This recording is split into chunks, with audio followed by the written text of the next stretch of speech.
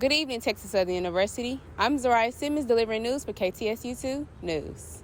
As Election Day pours in, Texas Southern University held polls on their campus on November 2nd, 2021. The campus had no one in sight except for the students who attended the school. This was the last day to vote, and it seemed as if the community had already had all their votes in place. In other news, as Texas Southern University football team takes up on Alabama A&M. We got to get a brief clip of the football moms live and in action as they cheered the squad on. One of the main mothers that stood out the most was Erin Buckner, as she rung her bell and swung the big head of her son from left to right.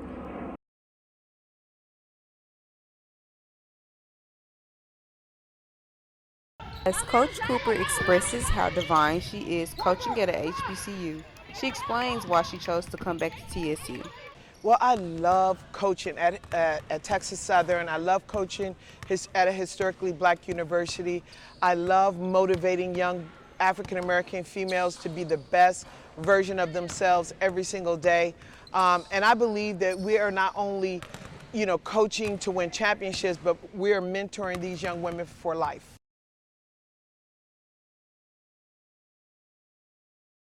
Good evening, Texas Southern University. I'm Zariah Simmons delivering news for KTSU2 News.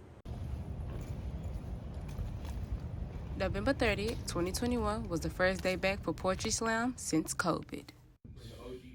All right, actually, you know what? As students roll in, head director of the Poetry Club, Mahik Brooks, explains why he started the club for Texas Southern University. This is what got me into poetry. I was just a freshman, wide-eyed, but I didn't necessarily fit in there. So as we were going around looking for where we fit in, us down, how school is a scam. The students of TSU, Bradley and Benjamin Clark, spoke about how Poetry Night had a great outcome on them. It was amazing. Yeah, for real. Super strong poetry. Made me feel really strong as a black man in America. A lot of poems resonated with me on a personal level. With what makes me feel good. With some of my insecurities as well. It made me feel like I wasn't alone. Amira Smith explained how the crowd for their first Poetry Night gave the energy that it was supposed to give. It was great. The crowd was giving the energy that you're supposed to be getting and giving at Poetry Slam, so I really appreciated it. I had fun. That will be all today for the evening news. This is Zariah Simmons, KTSU2 News.